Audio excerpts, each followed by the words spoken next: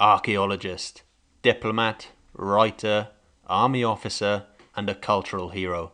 T.e.Lawrence accomplished more in the final years of the First World War than most men would achieve in a dozen lifetimes. He was infatuated with the sands of the Sinai desert and became a prevalent figure in the Arab revolt, earning himself the nickname of Lawrence of Arabia. This is his story.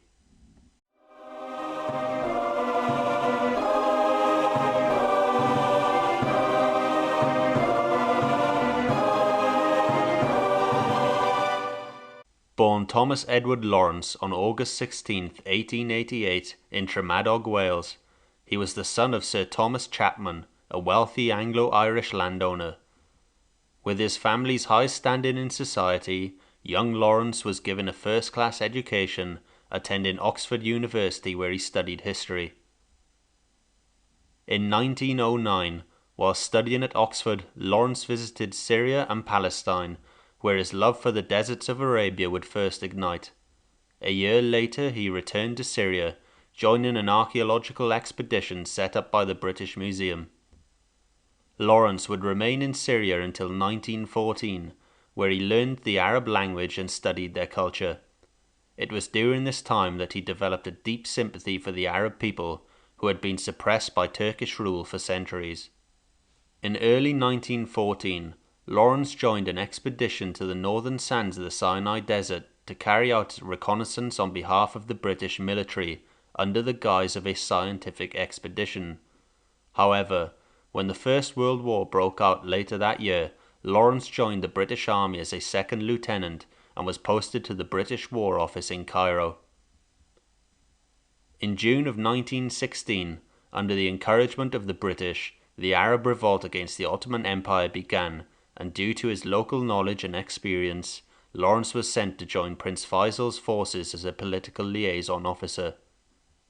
Despite only being posted as a liaison officer between the Arab and British forces, Lawrence found himself making good use of his superb knowledge of guerrilla warfare. Under his leadership, the Arabs attacked the Hejaz railways south of Damascus, forcing the Ottomans to commit ever more numbers to try and crush the rebellion, weakening their ability to strike the vitally important British-held Suez Canal. Lawrence's defining moment, however, would come on the 6th of July 1917. After leading a combined force consisting of Arab irregulars and the Bedouin forces of Auda Abu Taya on a 600-mile journey across the Nefud Desert, Lawrence and his men successfully captured the Red Sea port of Aqaba. With the tides of war seemingly swinging in favour of the Arabs, Lawrence's fame and reputation grew to legendary status.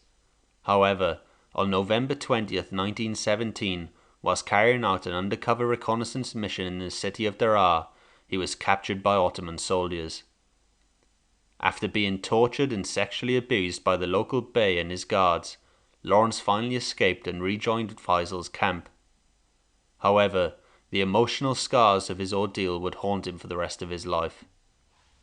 By 1918, Lawrence had now been promoted to the rank of lieutenant colonel, and under his command the Arab forces moved north towards Damascus in support of British General Allenby's campaign against Jerusalem. On October 1st, 1918, Damascus fell, and Lawrence quickly established a provisional Arab government under the leadership of Prince Faisal, and briefly achieved his dreams of a free and independent Arabia. However, the British and French government had already agreed to split the territories of Arabia between them, and despite Lawrence's pleas for Arab independence at the Paris Peace Conference, in 1920 the Arab independent state collapsed. Disillusioned by this, Lawrence returned to England, and in 1921 Winston Churchill appointed him as his colonial advisor. Unable to escape his own fame and reputation, in 1922 Lawrence joined the Royal Air Force under an assumed name in an attempt to find anonymity. It was during the next few years that he would write the book 7 Pillars of Wisdom, documenting his experiences in the deserts of the Middle East. On May 19, 1935, as he swerved on his motorcycle in an attempt to avoid hitting 2 young boys near his home in Dorset, Lawrence was killed as he was thrown from the bike. thus ending the story of one of the most iconic figures of the early 20th century. Thanks for watching, and let me know in the comment section below what are your thoughts on Lawrence of Arabia. Were his exploits as heroic and daring as made out in his book, or was he simply caught up in the embellishment of his own reputation as many historians believe? See you next time.